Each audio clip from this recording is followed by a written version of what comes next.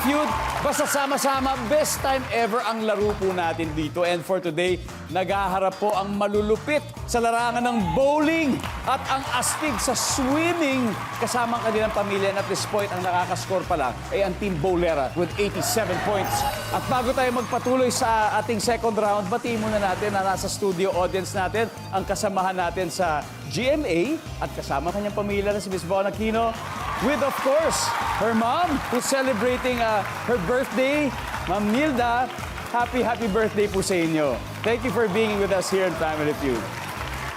And now, back to the game. Coach Jojo, are you ready? Ready. Miss Eileen, let's play the second round.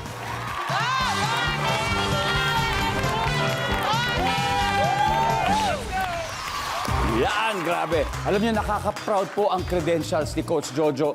Gold medalist sa 1997 SEA Games, silver medalist sa 2002 Asian Games, and now, of course, siya po ang coach ng ating national bowling team.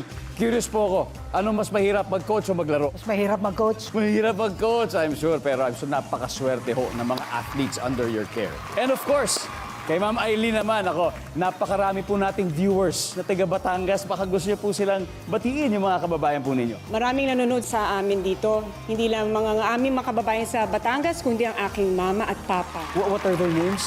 Papa Ed and Mama Elvie Ermita. Mama Elvie and Papa Ed, maraming salamat po sa inyo. Good luck po sa inyo and good luck po to you. Here's your question, top 7 answers. Sa Pilipinas, anong madalas ipaalala sa mga sumasakay ng train? Go! Coach Jojo. Bawal manigarilyo. Bawal manigarilyo sa loob ng tren. Survey said, wala. Sa Eileen, sa Pilipinas, ano yung madalas na ipaalala sa mga sumasakay ng train? Mag-ingat sa mga mandurukot. Mag-ingat sa mga mandurukot. Nandiyan ba yan? Yes. Eto na naman tayo, parang round 1. Pass or play po? Play? Okay, let's play round 2. Buhain family. Ano kaya? Sa Pilipinas, ano kaya madalas ipaalala sa mga sumasakay ng train?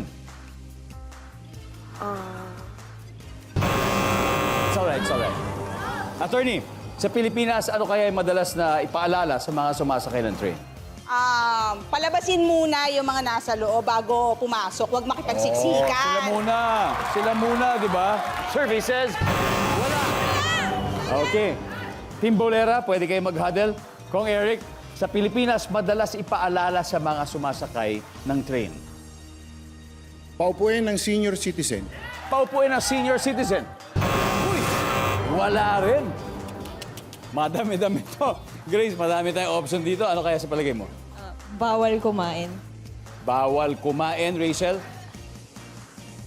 Bawal uminom. ng Tubig. bawal uminom. Coach Jojo, Bawal kumain. bawal kumain. Miss Bong, sa Pilipinas, ano kaya yung madalas na ipinapaalala sa mga sumasakay ng train for this round? Bawal kumain. Bawal kumain. Sang-ayon ba kayo, studio audience? Tama? Nandyan po kaya yan? Tignan natin ang survey.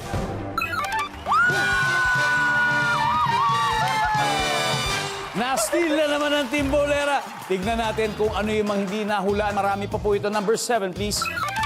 Don't lose the ticket. Number 5. O, baka biglang bumukas. Nako, mahulog. Number 4.